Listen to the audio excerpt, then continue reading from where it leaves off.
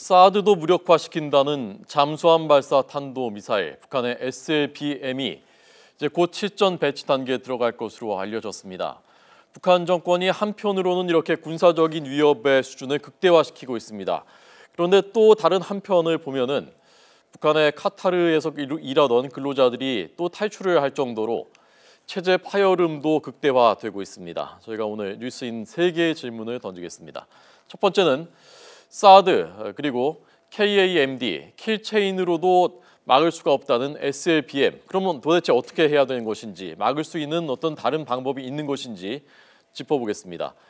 둘째로는 이제 북한이 잠수함에서도 우리가 쏠 수 있다는 걸 보여줬는데, 그렇다면은 거기에 실을 핵폭탄도 다 완성이 됐다는 걸 보여줄 과시하겠다는 5차 핵실험은 언제 하려는 것인지를 묻겠습니다. 셋째로는 지금 말씀드린 북한 식당 근로자에 이어서 이번에는 카타르에 있는 북한 근로자들이 고위 지도부가 있는데도 언성을 높이고 결국은 현재 경찰서로 탈주했다는 사건, 이것이 무엇을 의미하는 것인지 이것을 묻겠습니다. 두 분 초대했습니다. 국방 전문가인 김대영 국방안보포럼 연구위원, 그리고 북한 출신인 현재 북한 정보를 많이 알고 있는 김성민 자유북한 방송 대표 나와 있습니다. 안녕하십니까? 안녕하십니까? 어서 오십시오. 자, 우선 박사님께서요, SLBM이라는 것이 왜 위험한지, 그리고 이게 왜 사드까지 무력화시킬 수 있는 것인지 그걸 좀 설명을 먼저 해주시죠. SLBM은 잠수함 발사 탄도미사일을 얘기하는 것입니다. 그래서 지상에서 발사하는 것과 달리 잠수함에서 발사를 한다는 특징이 있는데요. 잠수함은 이제 바다 밑으로 이제 운항을 하지 않습니까? 예. 그렇기 때문에 다른 지상에서 미사일을 발사하는 것보다는 그만큼 은밀성이 높다고 할 수 있겠습니다. 그렇기 때문에 우리 입장에서는 굉장히 대처하기 까다로운 그런 발사 도구라고 할 수 있겠습니다. 북한의 잠수함이 들어오면 우리가 전혀 탐지를 못합니까? 그렇지는 않고요. 일반적으로 이제 북한의 잠수함 기지를 뭐 한미 양국의 그런 각종 정찰 자산을 동원해서 감시를 합니다. 그렇기 때문에 그 감시 대상에서 만약에 잠수함이 없어졌다, 그러면은 뭐 해상 초계기라든지 이런 것들이 동원돼서 이제 북한의 잠수함을 찾으러 가기도 하고요. 아니면은 이제 북한의 잠수함 기지 앞에 뭐 미국의 핵 잠수함이라든지 이런 것들이 상시 대기하고 있다가 북한 잠수함이 출항하는 것을 보고 이제 그것을 추적하는 그런 경우도 있습니다. 네. 그런데 실제로 다 완벽하게 탐지하기 어렵다는 얘기입니까? 실제로 그 잠수함이라는 물건이 일단 수중에서 항해를 하기 때문에 이것은 뭐 모래사장에서 바늘 찾기만큼이나 그렇게 어려운 일 중에 하나고요. 모래사장에서 바늘 찾는 것만큼 어려운 거군요. 네, 그렇습니다. 특히 이제 동해 같은 경우에는 수중 환경 자체가 굉장히 복잡하기 때문에 특히 이제 온도 그런 차이, 수중에서의 온도 차이 때문에 실제로 이런 소나라든가 이런 장비들이 작동하는 데 사실 좀 많은 어려움이 있습니다. 그렇기 때문에 앞서 말씀드렸다시피 정말 사막에서 바늘 찾기만큼 어렵다는 것이 많은 관계자들의 얘기입니다. 그럼 사드나 킬체인이나 우리가 북한의 미사일을 막으려고 준비하고 있는 그런 것들은 왜 이걸 막을 수 없는 겁니까? 막을 수 없다라고 얘기하기는 좀 힘든 상황입니다. 왜냐하면은 만약에 북한 SLBM이 사드라든가 패트리어트의 그런 방어 지역으로 떨어졌을 경우에는 물론 요격이 가능합니다. 그런데 만약에 그 방어 지역이 아닌 일종의 사각 지역에서 미사일이 날아왔을 경우에는 요격이 힘들어진다는 문제가 있죠. 그렇기 때문에 지금의 KMD는 사실 지상에 기반으로 한 그런 미사일 방어 체계지만은 향후에는 바다에서도 막을 수 있는 그런 체계로 좀 업그레이드가 좀 필요한 상황입니다. 예를 들어서 이제 우리 해군이 건조 중인 세 척의 이지스함 같은 경우에는 SM-3라는 그런 또 해상에서 미사일을 요격할 수, 탄도미사일을 요격할 수 있는 그런 체계를 운용할 수 있는 능력을 가지고 있기 때문에 KMD에 좀 그러한 능력을 추가할 필요성이 있다고 보여집니다. 원래 우리가 북쪽을 다 겨냥해서 방어망을 구축을 해놓은 건데, 근데 잠수함이 뒤로 돌아와서 남해 쪽이나 동해 쪽에서 쏘면은 방향이 바뀌니까 못 막는다. 그것도 맞는 겁니까? 예, 그렇습니다. 왜냐하면은 사드라든가 패트리어트는 일반적으로 북쪽을 향해서 보게 되는데요. 만약에 북한이 SLBM이 동해라든가 아니면 서해 쪽으로 이렇게 와버리면은 일종의 이제 사각구역 쪽으로 볼 수 없는 구역으로 들어와서 미사일 쐈을 경우에는 그만큼 방어하기 힘든 상황이죠. 대표님도 혹시 SLBM에 대해서 좀 추가 설명하실 거 있습니까? 북한에서는 사실 꽤 오래전부터 한국군은 사실 빼고요. 우리가 미국을 향해서 번트를 타격할 수 있는 잠수함, 그리고 잠수함에 탑재할 수 있는 장거리 미사일 이야기를 계속하고 있습니다. 근데 이번 같은 경우에는 그 비밀리에 사실 장교들도 거의 장교들 속에서 하던 이야기를 불쑥 올려놓고 자 요바라는 듯이 지금 막 해대고 있는데 이런 것들을 보면 북한이 기존에 비밀리에 추진시켜도 해오던 일을 지금 유엔과 국제사회 대북 압박이 강해지니까 지금 옷 써는 듯한 기분으로 정말 딱 다음을 내다보지 못하고 한 걸음만 내다보고 저렇게 계속 지금 저런 식으로 계속하면 과거에 정말 비밀로 치고하던 문제를 저렇게 불쑥 내놓고요. 예, 예. 또 다른 핵실험 소리도 얘기하고 있고요. 정말 다 저렇게 다 내놨다가 이제 앞으로 뭘 가지고 더 해볼까 이런 걱정도 해봅니다. 예. 한편으로는 이제 과시하는 측면이 있는 것이고 예. 한편으로는 이제 그만큼 이제는 숨길 필요가 없을 정도로 거의 완성 단계에 와 있다라는 걸 의미할 수도 있는 것 아닐까요? 그렇습니다. 김정은이 지금 계속 독촉을 하고 있는 것으로 지금 파악되고 있고요. 예, 예. 우리가 이미 기존에 만들었던 것을 정말 전진 배치 상황에서 네. 그 수준에서 빨리 다 고치라고 하고 있는데 예. 알려진 바와 같이 미사일 발사도 지금 실패를 하고 있고 예. 이번에도 실패 이야기가 나오지 않습니까? SLBM이요? 예. 그러니까 그럼에도 불구하고 계속 전진 배치를 위해서 최고의 속도를 내고 있다라고 봅니다. 네. 그러니까 이번 SLBM이 완벽한 성공이라고 할 수는 없지만 그 전 단계 지난해 말에 했었던 것보다 상당히 많은 진척이 있었다고 하는데 자 그러면 이게 성공으로 봐야 되는 건 실패로 봐야 되는 건지 저희가 준비한 화면을 보면서 박사님께서 좀 설명을 좀 더 해주시죠. 자 보여드리겠습니다. 저희가 SLBM을 개요를 이렇게 만들었는데요. 첫 번째 수중 사출이 1단계고요. 그다음에 콜드 론치. 그래서 이번에 지금 이 수중 사출 콜드 론치 여기까지 성공을 한 것인지 이거 뭘 의미하는 건지를 좀 설명을 해주시죠. 기본적으로 그 SLBM 같은 경우는 세 가지 정도로 이제 그 개발 단계를 얘기를 많이 하는데요. 예. 지금 북한 같은 경우 이제 며칠 전 그 북한이 했던 것 같은 경우에는 이제 절반 정도는 성공했다고 보는 게 맞는 것 같습니다. 그러니까 수중에서 사출하는데 성공했고요. 수중 사출이라는 게 여기서 쏘아 올린다는 얘기죠. 예, 물속에서. 그렇습니다. 이제 콜드 런치라고 하는데요. 콜드 런치라는 것은 이제 미사일을 발사하는 방식 중에 하나입니다. 지상에서도 물론 콜드 런치를 사용하지만은 특히 이제 잠수함 같은 경우에는 물 속에서 미사일을 발사하기 때문에 물 밖으로 미사일을 밀어내서 점화를 시켜야 된다는 그런 문제가 있습니다. 그렇기 때문에 콜드 런치 기술 중에서 가장 어려운 것이 이 바로 잠수함 발사 탄도 미사일인데요. 기본적으로 이 사진 안 나왔지만은 이 발사 전에 일종의 조그만 덮개가 있습니다. 그래서 그 덮개를 깨고 위로 물 위로 솟아 올라와야 되는데요. 그 잠수함이 심포급 잠수함인데 여기에 덮개가 있는 거군요. 예, 그렇습니다. 그 뚜껑이 깨고. 하나 있고 덮개가 또 하나 있는데 왜냐하면 덮개가 없는 상태에서 가스압을 이용해서 미사일을 올리더라도 점화했을 경우에 물 속에 물에 닿기 때문에 점화 자체가 실패할 가능성이 굉장히 높습니다. 그렇기 때문에 일종의 진공 상태를 만들기 위해서 일종의 덮개가 있고요. 그래서 그것을 시차를 정확히 조정해서 터트려가지고 물 밖으로 밀어내는 것이 굉장히 어려운 기술 중에 하나입니다. 근데 북한은 그것을 이번에 다 성공했다는 점이 중요하고요. 네. 그밖에 물 밖으로 올라와서 수직에 가깝게 미사일이 이제 자세를 잡았다는 겁니다. 예. 여기서 이제 한 단계 더 진화해 갈 경우에 이제 탄도 비행을 할 수 있는 단계까지 가게 되는데요. 그럴 경우에는 그것까지 만약에 차후에 북한이 성공하게 된다면은 어떻게 보면 북한의 SLBM은 거의 이제 완성 단계에 다다랐다고 보시면 되겠습니다. 네. 자 그러니까 이게 사실은 뭐 같은 개념입니다만은 수중 사출을 콜드 론치를 통해서 합니다만은 구분해서 얘기하자면은 일단 수중에서 여기까지 쏘아 올리고 불이 안 붙은 상태에서 그리고 밖으로 나온 다음에 불이 붙어서 점화를 해서. 예, 점화가 돼서 여기에서 이제 날아가서 이번에 30km 지금 말씀하신 게 30km 초기 시험 초기 비행 단계가 30km 정도를 날아갔다고 하는데 예. 자 그러면 이것을 한쪽에서는 성공이다라고 보는 사람들도 있고 사거리가 최대 300인데 30밖에 못 갔으니까 실패라고 보는 시각도 있던데 어떻게 보십니까, 박사님? 여기 물론 써 있지만 사실 관점에 따라서는 절반의 성공으로 볼 수도 있습니다. 예를 들어서 사출과 점화는 사실상 이번 실험에 성공을 했고요. 예, 예. 다만 이제 그 탄도 비행 실험 과정에서는 사실상 실패로 보여지고 있습니다. 왜냐하면 지금 북극성 1호 같은 경우에는 최소 사거리가 이제 300km 정도로 알고 있는데 예. 이번엔 30km 정도밖에 비행을 안 했기 때문에 그런 점을 종합했을 때는 사실상 절반의 성공이라고 볼 수 있습니다. 예. 자 그러면 이제 그 다음 단계가 지금 미사일이 솟아오르는 그 화면을 밖으로 나온 다음에 점화가 되는 그 모습을 불꽃이 타오르는 저 모습을 보였습니다.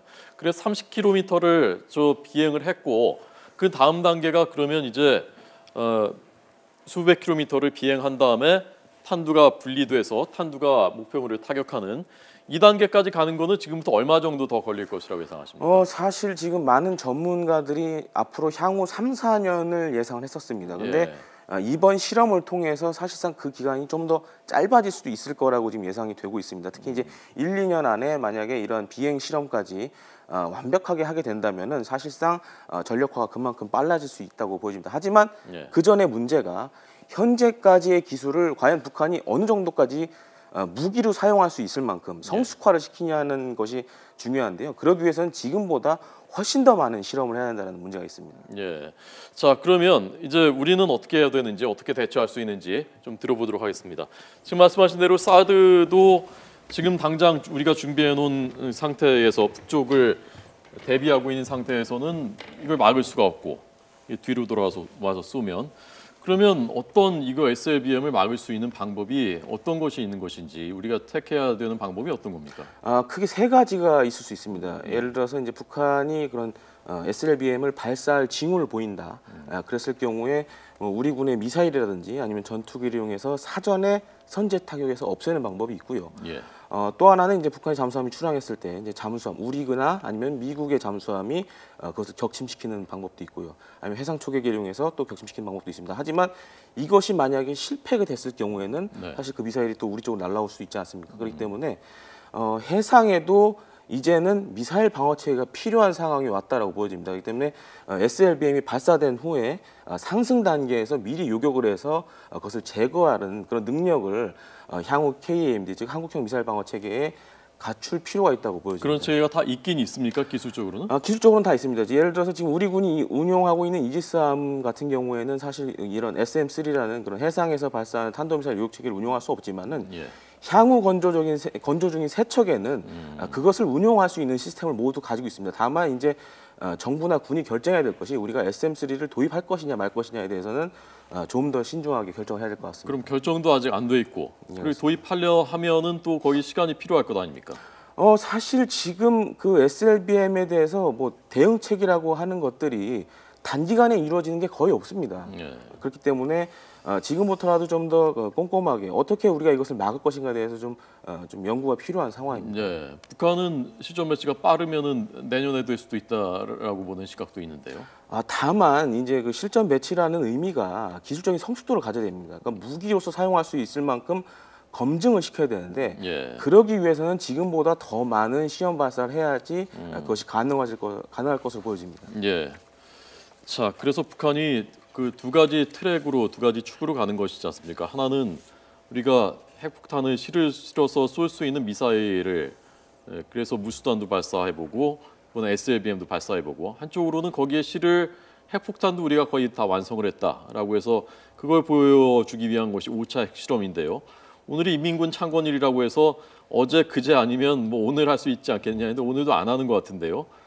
대표님께서 언제쯤으로 예상하십니까? 글쎄, 항상 우리들이 예측을 이제 빗나가게 아주 깜찍하게 북한에서 그런 실험들을 하였지 않습니까? 4차 핵실험 같은 경우에도 많은 국제사회 많은 전문가들이, 또 한국의 전문가들이 이번에 넘어간다고 생각하는 순간에 사실 발사를 했습니다. 예. 그 전에 김정은은 이미 다 사인을 했고요. 명령을 내렸고요. 지금과 같은 경우에도 국제사회가 이렇게 관심을 돌리니까 사실 우리 군은 오늘에 대비해서 저들이 이제 핵실험을 할 수 있다라고 이제 대비해서 어제 밤에도 전투 경계를 강화했던 걸로 알고 있는데 예. 바로 이런 순간을 넘기고 우리가 마음을 얻는 순간. 그럼에도 불구하고 북한은 이제 5월 초에 7일로 예상이 됩니다만 5월 초에 이제 저희 7차 당대회를 하지 않습니까? 예, 예. 거기에 축포의 의미로 시험을 할 가능성은 충분하다. 그러니까 지금부터 5월 초를 계기로 해서 네. 5차 핵실험. 제일 중요한 건 김정은이가 하라고 하지 않았습니까 이미.